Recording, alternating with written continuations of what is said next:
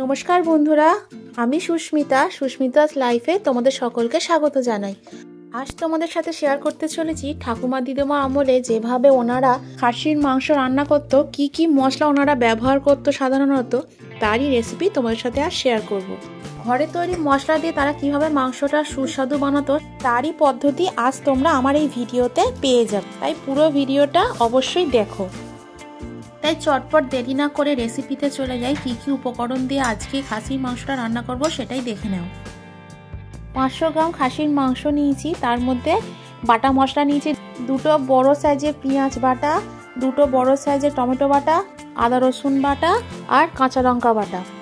মাংসটার মধ্যে পরিমাণ মতো নুন, 1 চামচ হলুদের গুঁড়ো, 1 চামচ লঙ্কার গুঁড়ো, 8 চামচ জিরের গুঁড়ো, 8 চামচ ধনের গুঁড়ো, 1/4 চামচ মরিচের গুঁড়ো, 1 চামচ লঙ্কা বাটা, 2 থেকে 3 চামচ পেঁয়াজ বাটা, 2 থেকে 3 চামচ টমেটো বাটা, গরম মশলার গুঁড়ো। গরম মশলা গুঁড়োর মধ্যে নিয়েছি এলাচ, লবঙ্গ, দারুচিনি আর 1 চামচ আদা রসুন বাটা।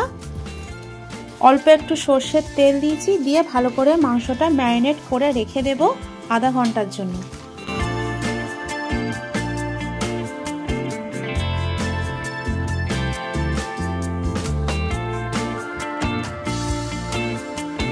মাংসটা 30 মিনিটের মতো ম্যারিনেট করে রেখে দিয়েছি। তার মধ্যে 2 বড় সাইজের আলু কেটে নিচ্ছি ডোমো ডোমো করে, আর কড়াইতে সর্ষের তেল দিয়ে লালচে করে আলুটা ভেজে তুলে নেব। ওই তেলের মধ্যে 2 শুকনো লঙ্কা চিড়ে দিয়ে দিলাম, 2 তেজপাতা, ক্যাপসিকাম কুচি দিয়ে হালকা ভেজে নিয়ে তারপর বাকি পেঁয়াজ বাটাটা দিয়ে দিলাম, আর দিচ্ছি 1 চামচের মতো আদা রসুনের পেস্ট।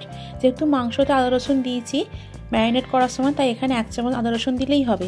দিয়ে ভালো করে লাল করে একটু ভেজে নেব।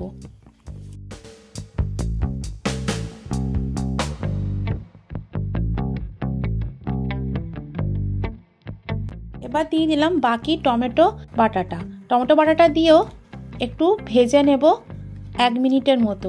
তারপর বাকি মশলাগুলো দিয়ে দেব। 8 চামচ হলুদের গুঁড়ো, 8 চামচ লঙ্কার গুঁড়ো, ভালো মতো মিশিয়ে কষে নেব। 2 মিনিটের মতো লো ফ্লেমে এটা কষিয়ে নেব।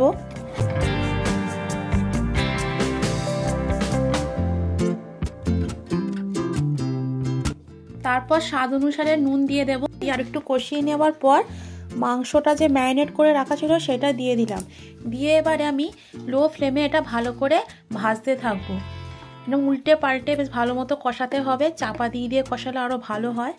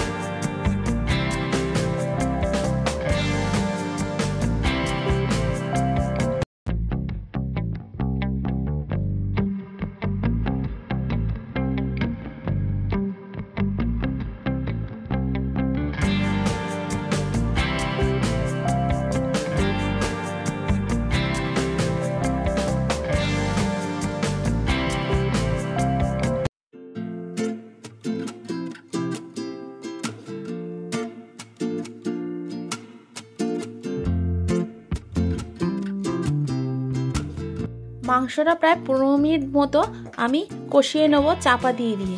আর এদিকে কুকারে কিছুটা জল গরম হতে দিয়ে দিয়েছিলাম, তার মধ্যে আলুটা দিয়ে দিলাম। ওর মধ্যে একটু নুন দিয়ে দিলাম অল্প স্বাদ মতো।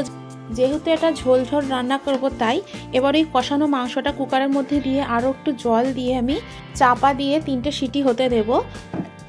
এর মধ্যে আমি আর কোনো মশলা ব্যবহার করলাম না, যাবতীয় মশলা সব এর মধ্যেই দেওয়া আছে। চাপা দিয়ে সিটি হতে দেবো। আর তার মধ্যে তোমাদের কাছে একটা অনুরোধ জানাচ্ছি, যারা এখনও আমার চ্যানেলটা সাবস্ক্রাইব করোনি তারা অবশ্যই আমার চ্যানেলটা সাবস্ক্রাইব করে দিও। পাশে থাকা বেল আইকনটা প্রেস করে রেখো, যাতে আমার নতুন ভিডিওগুলো আগে তোমাদের কাছে পৌঁছে যায়। আমার ভিডিওটা অবশ্যই লাইক করো, পারলে শেয়ারও করে দিও। আর সবশেষে কমেন্ট করতে ভুলো না কিন্তু। মাংসটা আমার একদম রান্না হয়ে গেছে। তোমরা এভাবে বাড়িতে করে খেয়ে দেখো, অবশ্যই তোমরা 15 দিনের স্বাদ ফিরে পাবে। আজ আমার রেসিপিটা এখানেই শেষ করছি এবং ভিডিওটাও নেক্সট ভিডিওয়ে তোমাদের সাথে আবার দেখা হবে। তোমাদেরকে অনেক ধন্যবাদ পুরো ভিডিওটা দেখার জন্য। সকলে ভালো থেকো, সুস্থ থেকো, গুড বাই।